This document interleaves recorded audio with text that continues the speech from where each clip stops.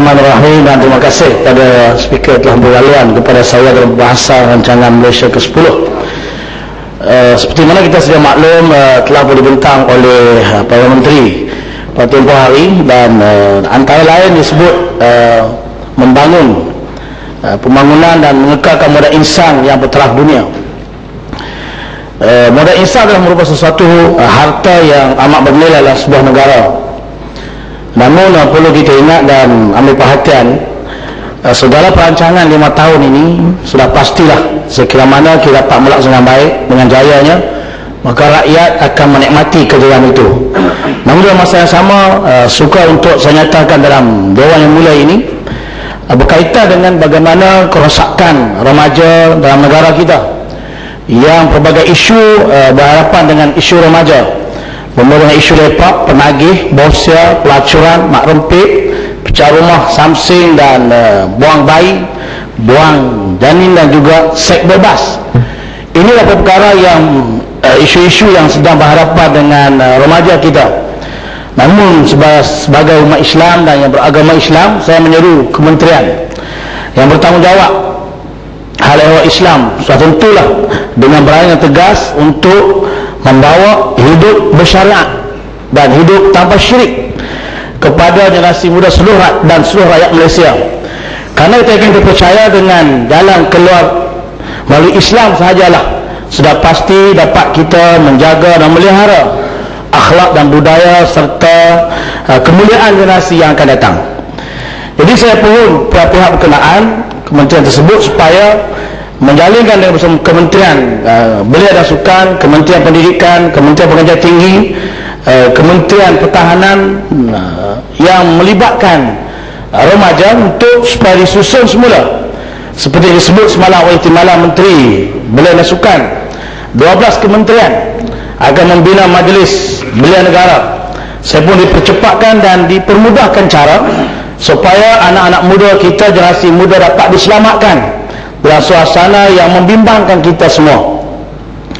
Maka sebab itu saya mencari supaya semua dilihat semua dari sudut pakaian, kelakuan, pergaulan dan seumpamanya, supaya kita menjadi uswatul hasanah, ikutan kepada generasi yang akan datang.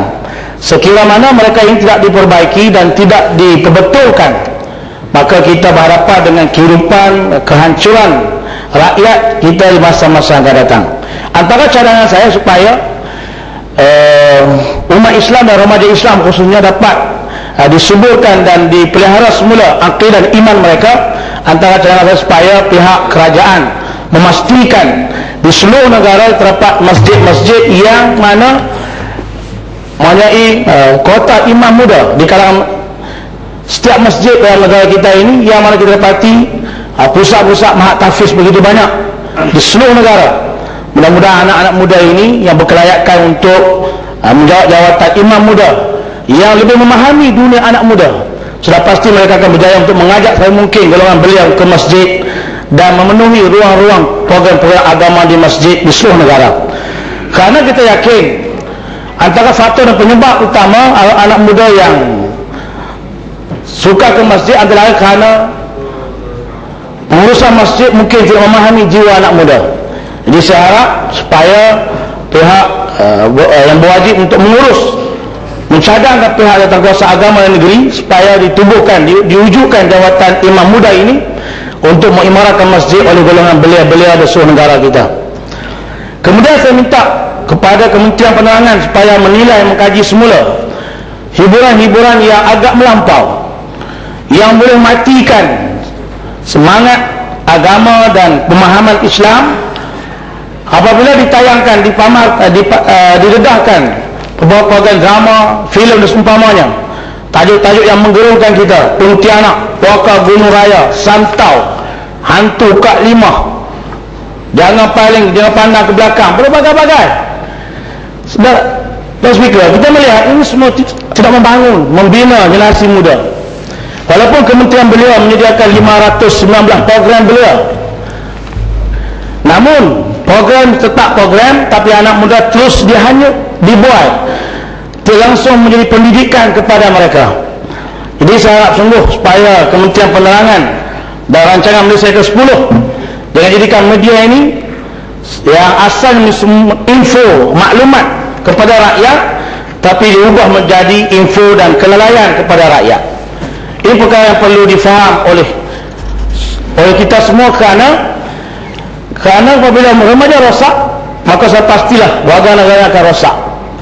Bagaimana untuk kita memperbaiki mereka, bagaimana untuk menjalankan amanah negara ini kepada mereka, sekiranya kehidupan mereka tak dirosakkan oleh pemimpin yang ada pada hari dan masa ini. Dan yang seterusnya, saya melihat dari sudut program pengajian kafah, pengajian agama fardu ain sebelah petang, bagaimana hala tujuannya. Kadang-kadang kita melihat program sama camp, cuti sekolah lebih baik, yang mengurus anak-anak dibantu dengan pembantu-pembantu program tersebut, yang boleh melahirkan anak kita yang ke masjid, ke surau sepanjang 3 hingga 4 bulan. Program kafah bagaimana, dan program pendidikan Islam di sekolah menengah. Kita melihat dalam tahun 31 sudah ada persoalan halal dengan haram, perkara-perkara yang dilarang, yang disuruh. Dari masa yang sama kita melihat menteri ataupun menteri kewangan mengumumkan judi bola sepak yang bercanggah dengan prinsip pendidikan anak kita ini.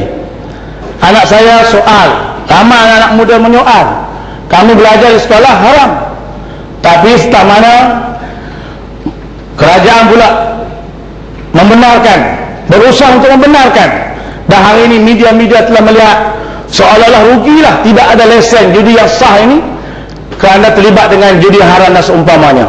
Seolah-olah akhbar ini, media ini untuk menghalalkan, mendesak supaya kerajaan menghalalkan sistem yang haram ini. Saya minta ahli dewan, ahli parlimen semua, kita menolak bukan kerana takut hilap undi orang Melayu atau orang Cina. Daripada kita sebagai umat Islam, kita menolak kerana ia firman daripada Allah. Sesungguhnya arak, judi, ternasib, sembah berhala merupakan keji, perbuatan syaitan yang mesti kita jauhkan. Mudah-mudahan ia mendapat kemenangan dan kejayaan. Kerana kita mesti prinsip untuk memastikan kejayaan sesuatu yang kita usahakan. Kita tidak boleh semata-mata politik lalu kita melaksanakan, kita meluluskan perkara yang bertentangan dengan kehidupan kita. Selamat. Nak bagi cara ni kawan. Kemudian saya, kalaulah dalam perancangan Masyarakat 10 melahirkan rancangan Masyarakat 10 antara lain melahirkan kelulusan PhD selama 18,000 orang. Ini perkara yang boleh kita banggakan. Cuma bagaimana berbidang agama, setelah mana sekian lama sekolah agama rakyat yang ditarik per kapitanya, dan rakyat masih terus berusaha untuk melahirkan pondok-pondok pengajian agama Islam ini, saya menghubungi kementerian tersebut supaya tidak melihat untuk baru menyerah kepada SABK, barulah kita bantu. Biarlah kita bantu sekolah-sekolah agama Islam ini khususnya, supaya untuk mengimbangi keadaan sosial yang ada pada hari ini. Lebih ramai alim ulama, lebih pandai syariat Islam ini, sebab akan memberi keuntungan kepada negara kita. Tapi apabila kita melihat ia sebagai sesuatu yang memberi kesan kepada pihak kerajaan, kerajaan melihat ia mesti menyerah keseluruhannya, maka sepasti akan diubah sistemnya.